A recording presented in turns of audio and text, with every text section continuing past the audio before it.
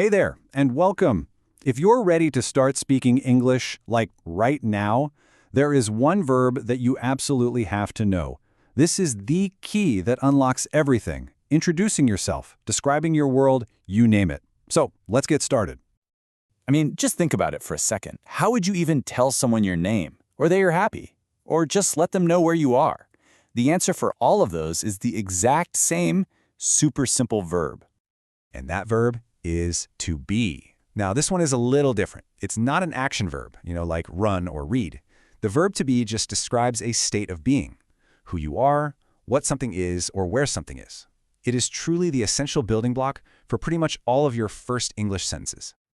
And here's the best part. In the present tense, which is what we use all the time, this one verb splits into three little words: am, is, and are. That's it. And honestly, mastering these three little words is your first giant leap towards speaking English confidently. So, here's our game plan for today. We're going to look at those three forms, then we'll figure out how to make negative sentences, that's easy, and how to ask questions. Then we'll cover how to speak a little more naturally, and of course give you a chance to practice. All right, let's dive right in. Okay, let's get to the heart of it all. Your three core building blocks. Seriously, just think of am, is, and are like these three magic keys. Once you know which key goes with which door, you can open up thousands of different sentences. And check this out. The rule is actually super simple. It's all about partnerships. I always, and I mean always, goes with am. That's its special partner. Then you have the single group. He, she, or it. For any one person or one thing, you use is.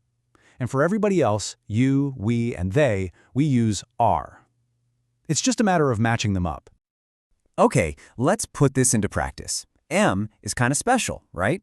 It only ever hangs out with I. So when you're talking about yourself, you say, I am. For instance, I am a teacher. Go ahead and try saying that one out loud. I am a teacher. All right, next up, we have is. Now, this is your go-to word whenever you're talking about one other person or one thing. So he, she, or it. A really simple example is, she is my best friend. Or you could say, it is cold today. And that brings us to are. This one is for groups like we or they. But here's a key tip. You always, always, always uses are, even if you're just talking to one person. So we'd say, we are in Kiev, or you are doing a great job. And just look at how powerful these three little words are.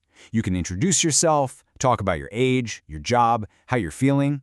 You can describe things, say where you are. I mean, so much of our daily conversation is built right on this foundation. Okay, so you've got the positive statements down, but what if you need to say something isn't true? Well, you're not going to believe how easy this is. It's as simple as adding one little word. Let's take a sentence we already know. He is a doctor. It's a simple fact. Now, let's imagine he's not a doctor. How do we change the sentence? The rule? It's literally 2 steps. That's it. First, you just spot your to be verb. In this case, it's is. Then you just pop the word not right after it. You don't have to change anything else. And boom, that's it. He is not a doctor. This works every single time. I am not tired. They are not from London. See, it's always the same simple pattern. So we can say what is and we can say what isn't. The next piece of the puzzle is, of course, asking questions. And you've probably guessed it, the rule for this is also incredibly simple. Let's start with a statement of fact. You are ready. This is me telling you something. But what if I want to ask you? How do I turn this into a question? Again, it's a super simple 2-step trick. You find your verb, which here is are. Then you just take that verb and move it to the very front of the sentence. That's the whole move. And just like that, you've made a question. You are ready becomes are you ready? It works for all of them. He is happy becomes is he happy? You just swap the subject and the verb. Easy. Okay, but what about those bigger questions? The ones that start with where or why or who? The rule is almost the same. A really common mistake is to say something like where you are, but that's not quite right. The question word comes first, then the verb, and then the subject. So it's where are you? All right, you've got the grammar down pat. But if you really want to start sounding more natural, more like a native speaker, this is where the magic happens. We're going to talk about contractions. It's just how we shorten words to speak a little faster and smoother. Look, in real everyday English, we almost never say I am. It sounds way too formal. Instead, we push the words together and say, I'm. Same with she is. It becomes she's. You are becomes your. It just makes everything flow so much better.